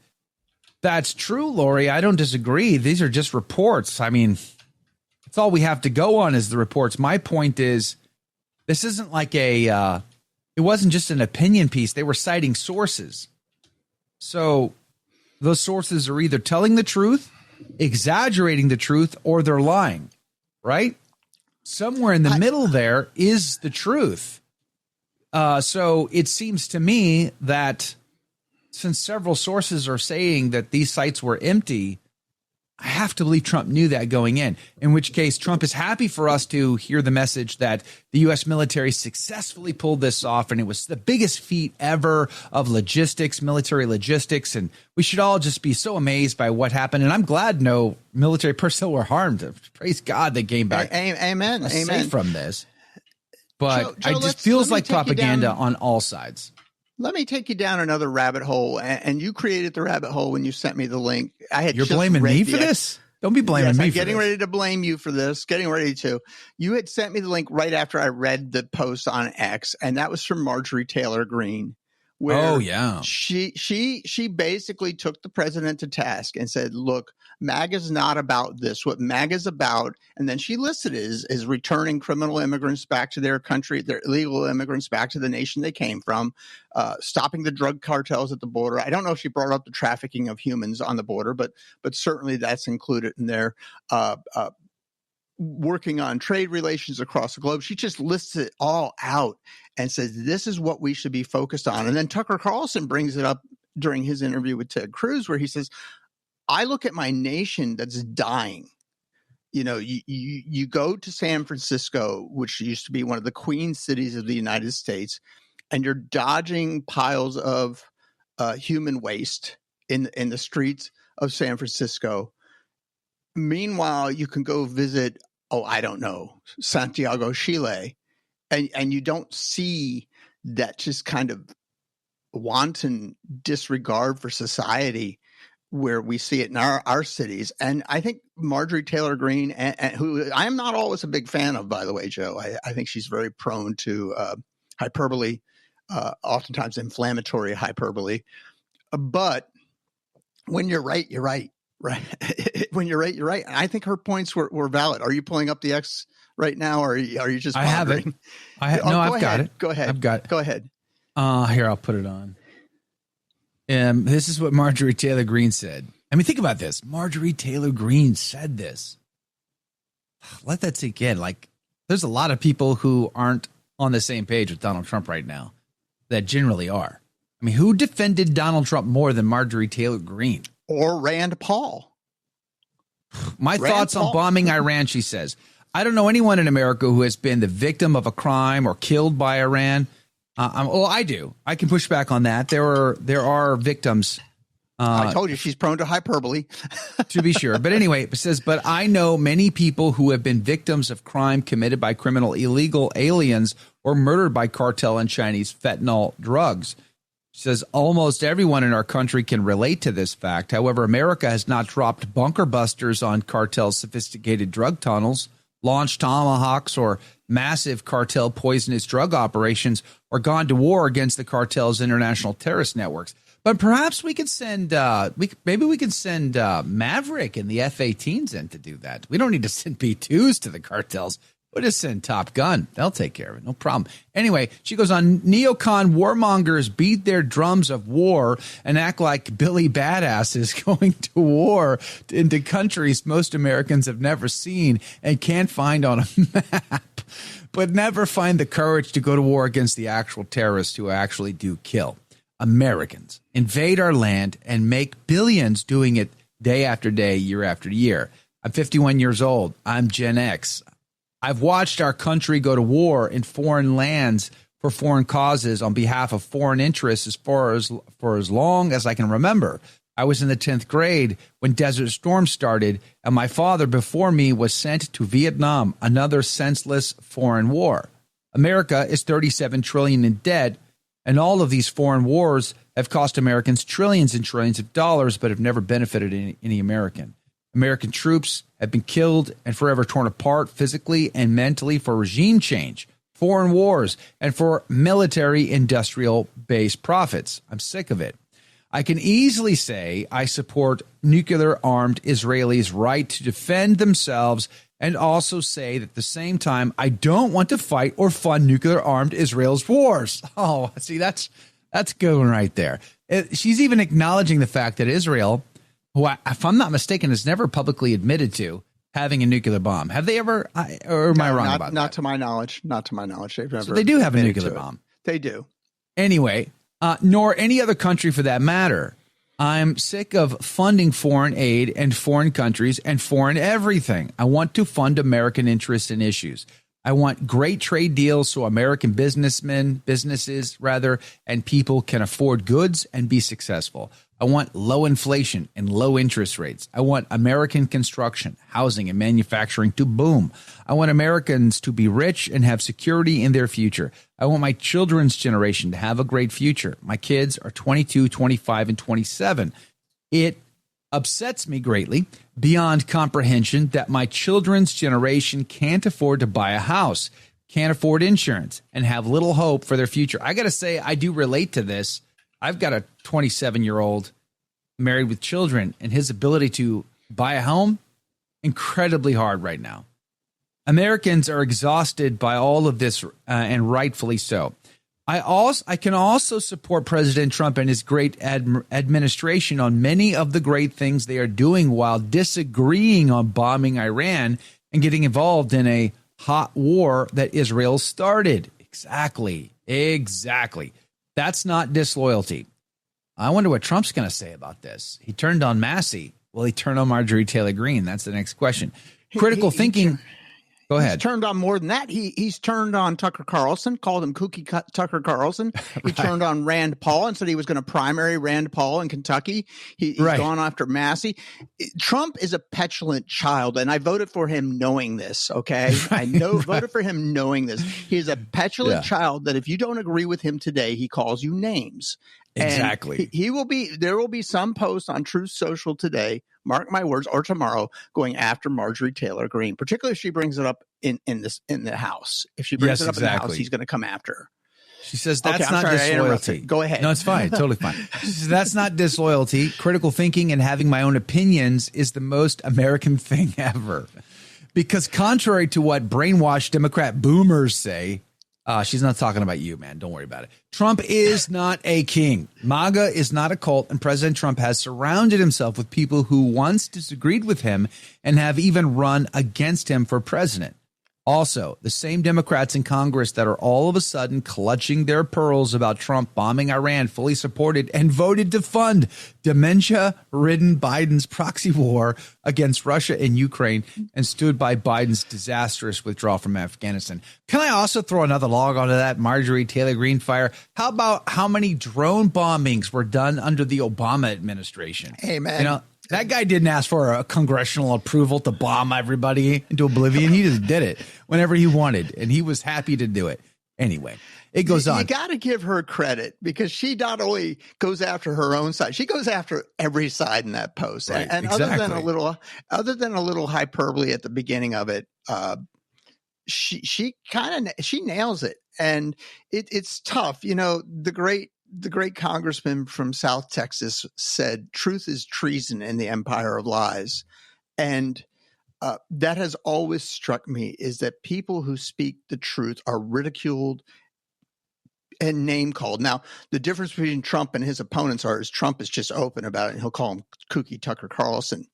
Right. What will happen in why? Because he's playing to the basest nature of our culture. It's like, hey man, listen, I'm going to go get me another tattoo just in honor of this bombing right here. That's because it was so good. I just had some popcorn out and I was enjoying the show. It was so good. What the other side does, though, is they making fun of my people. Tucker's an anti-Semite, or Tucker buys into conspiracy theories, or Tucker does this and Tucker does that, or Tucker used to be a war hawk. Well, Tucker admits to that. He says, I used to be a war hawk. I was wrong. I've recanted. I've apologized for my ways. He's also generally speaking, he's also a fairly secular kind of a guy. I mean, I believe he's growing in during his interview with Cruz. He did say, "I'm a Christian. Tell me where that is. I have a right to know." And Ted, of course, couldn't do it. But yeah, he is fairly secular. He's not a hardcore conservative. People think he is. No, he's really not. And so he's right. There's no doubt that he's a guy who leans pretty hard right, or not hard right. He leans right, but he's not hardcore right. And I struggle with this thought that, like I said, Trump at least he bloviates and uses schoolyard tactics, whereas the much more principled side will use. And we have tried to look past all of that. We talked a lot about that in our election night coverage. Looking past some of the more obvious criticisms of Donald Trump to find something more meatier. But this is just another shining example of why a lot of people say they don't like Donald Trump, because they'll do stuff like this. It's like, it's not helpful, Mr. Trump, President Trump. It's not helpful when you start to attack your own people who helped you to get into office because they disagree with your decision on bombing Iran. Not helpful. It's not a helpful thing. Well, the thing was when half the Republican Party turned on Donald Trump when they had the impeachment hearings after he had already left office, Rand Paul stood with him. Thomas Massey stood with him. And now they're the bad guys.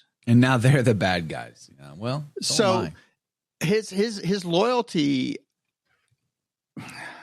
Why are we talking? Douglas says, why are we talking about Marjorie Taylor Greene? I'll say the reason why we brought her up at all was to use her as an example of the reality of this decision that President Trump made. That is his own base. And I'm not the biggest Marjorie Taylor Greene fan in the room. I'm really, really, really, really not. No. But the fact that she's saying this is a symptom of a greater problem. That's the point that we're trying to make. And she was an early Trump supporter. She supported Trump very early on, back in 2000, viciously, whatever. She defended Trump more than anybody. Yep. She was anybody who came after Trump. She went after them, and now she is saying this. What does that tell us? Steve Bannon's another one. Steve Bannon's not for this war. I think he's Catholic. Steve Bannon. But anyway, Steve Bannon's another early Trump supporter who's said that he doesn't agree with the president on this war. I think it's an example that what is seen as a cultish movement by our media, or portrayed as a cultish movement by our media, is not as cultish as they think. And we can disagree. I mean, do I want to make America great again? If America ever was great, and it probably was, I do want America to be great again. But what was your point? If you can tell me what your point is, I'll read it. Somebody questioning us. Yeah, Doug. No, it's not. Douglas was trying to make a point, and I guess I missed his point, so I'm asked him to restate it. Oh, okay. I'm not reading it, Douglas. Sorry. I got to trust this McLean cat to give me the deets. That's the wrong choice right there, buddy. Let me tell you. Yeah. But you know what, Joe? Let me say this: when you make a mistake, I'm not going to turn on you and call you names. Okay. Why not? Everybody else does. We're friends, and friends stand by friends. You should see some of the X comments I get. They're great. I saw the guy who said you were a whiny crybaby because somebody borrowed your work without attribution. So I didn't even talk about that, did I? Yeah, I thought that was interesting because if I'd have done that in reverse, I would have heard about it, right? Like, so somebody took a clip from my interview with Bishop Schneider and they rebranded it for themselves, with no citation whatsoever. Like all you got to do is say, "Hey, I got this from so and so." Fine, good, great, go for it. Like, I don't have any problems with it. But you rebranded it as if it's your own work. What does that say?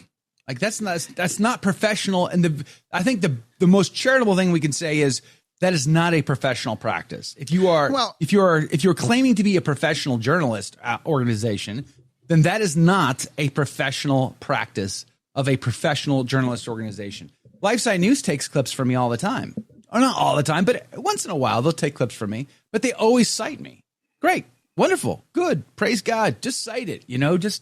Just make the citation. Every day we read stories on the broadcast from other people's efforts and work and reportage, but we always cite them. I say so-and-so is reporting X.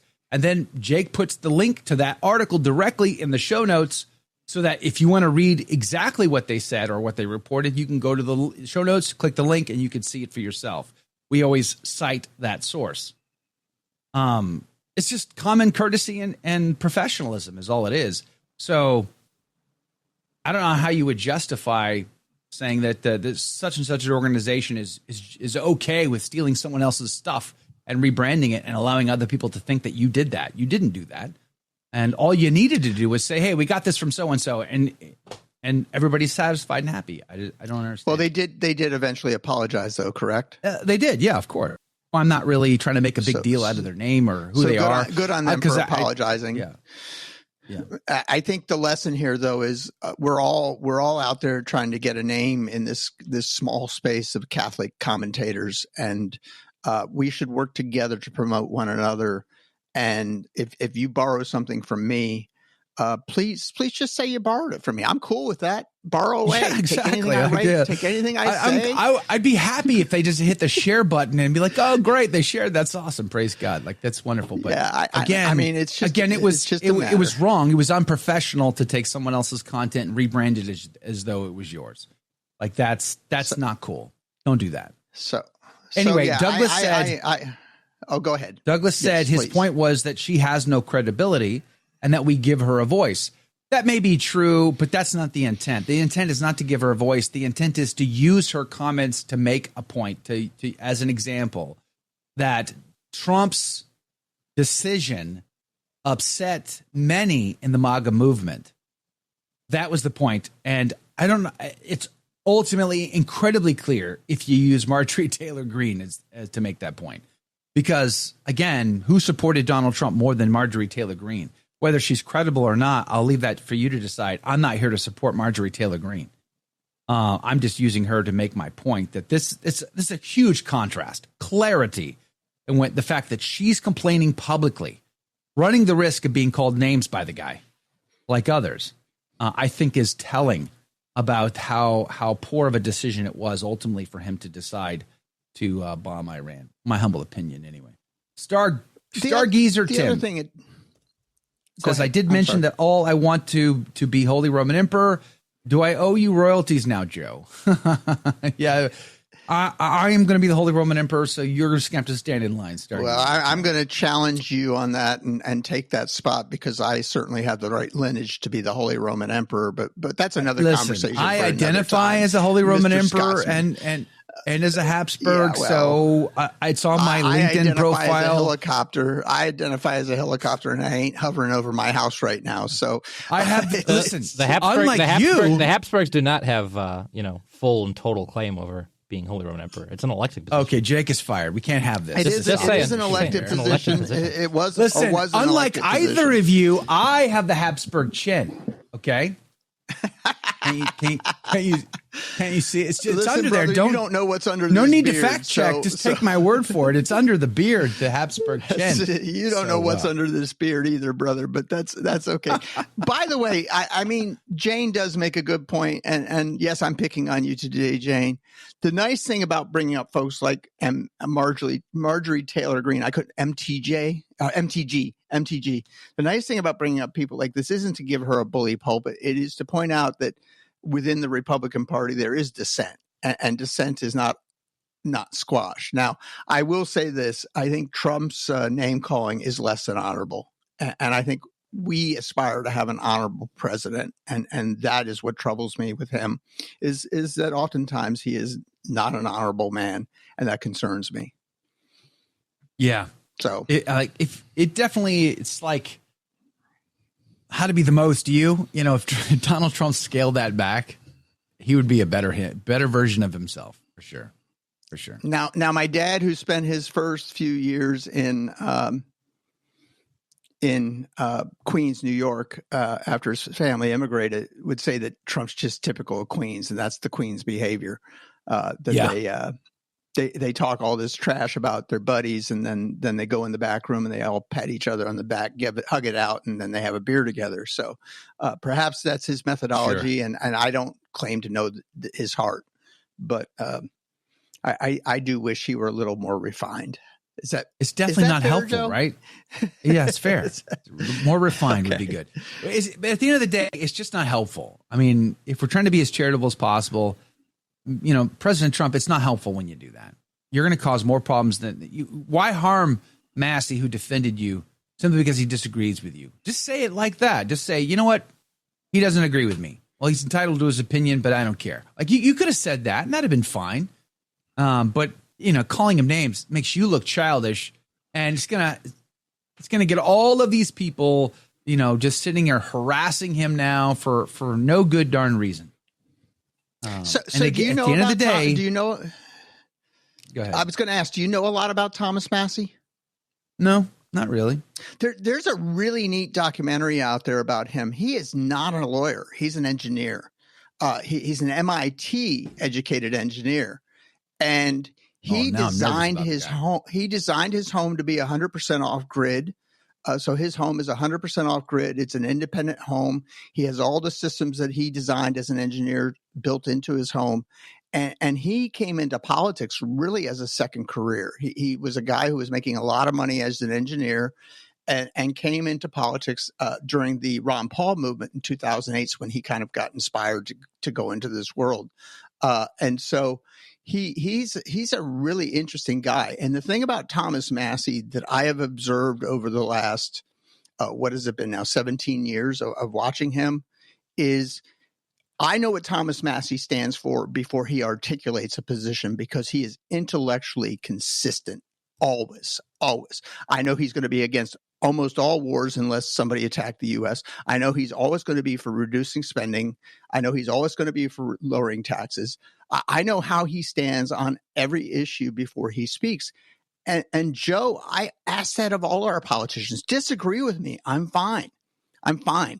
But Obama wages a war, we attack him. And Trump wages a war and we're on his side, or vice versa. That is not intellectually consistent. And I want to be consistent. Whether one of our guys we voted for does something bad, we need to have the ability to criticize and tell them why they're wrong. Donald Trump is wrong because of all the reasons you and I have spent an hour and 15 minutes talking about on this particular issue. He's also wrong on the big spending bill because he promised to cut spending, by the way, Joe, but that's another topic, beautiful right? bill. His big, beautiful bill is a big, beautiful monstrosity after. I don't know. Maybe we should try isolationism for a change. I don't know. Give it a whirl just to see. I mean, how do we know that we might love it, actually, if we're isolationists? Maybe we should just build walls around the entire country, fortified the walls, build a missile dome here, and just shrink back from the world for a change and let them choke on it for a bit. And let's buy fine British linen, and let's buy all those wonderful products that are produced around the world that we don't make here in the U.S. I'm all for that as well. Darn but it, let's just stay out. Why do you got to bring all that up? Why can't we just? Well, I like European stuff. And I enjoy lots of things. When we go in the grocery store today and listen as being at the front end of the same generation Marjorie Taylor Greene is. When I grew up, you had apples, you had peaches, you had nectarines, you had grapes, you had strawberries, you had whatever in the produce section. There was no such thing as a star fruit or a pomegranate in there. I didn't know what a pomegranate was until I was almost an adult. And now you go into the grocery store, Joe. Pomegranate is good, but it's not worth the effort it takes to enjoy. Oh, it's a lot of work. But my point is we have so many choices today that we didn't have when I was a kid. And by the way, I was listening to Phil Gramm, I think is his name. He used to be a senator from Tennessee, has written a book about economics. And he talked about why are entry-level homes so expensive. And the reason why entry-level homes are so expensive is that consumers today demand a better home than what their grandparents had. My mom and dad raised 6 kids in 3 bedrooms and 1,400 square feet. And that's a fact. And we had 1.5 baths for this big family of ours. And we never knew that we didn't have something. We thought we were middle class, right? That's what we thought we were because we were. And my mom stayed home. My dad went to work. They drove old cars because they didn't want to have a car payment, but we didn't want for anything. They pay for private education for 6 kids. How they did it, I pay for private education for all my children. My wife homeschools them. It costs a lot of money to privately educate them. Praise be to Jesus. By the way, Kevin, homeschooling is free. By the way, no, I told my wife the other day. She gets a salary. She gets 100% of everything I make. Trust me, she's spending it all. Poor lady's working on a pittance. Poor lady. I know. Like, what do you mean? You make a lot of money. You make all of it. Kevin said, nothing is still nothing. That's right. Kevin says, who supported Trump more than Marjorie Taylor Greene? Steve Bannon and Dr. Peter Navarro, who went to prison rather than testify before the J6 committee. Navarro works for him, and Bannon says Israel should go it alone. That's well said, Kevin. Thanks for being on the team. Praise be to God. Well said. I think it just further demonstrates the point that I was trying to make is that there are key people who have put blood, sweat, and tears and sacrifice on the line to support Donald Trump who do not agree with his decision to go along with Israel's game plan here. Israel wants to go to war with Iran, then let them do it. Let them do it alone. They said they could do it alone. I don't see the need. I don't see the point. I don't see the benefit of dropping big bombs on foreign nations. That's only going to get more sticky. My 2 cents. You let me know what your 2 cents is in the chat box. We'll see you guys right back here tomorrow morning to talk about Pakistan. God love you.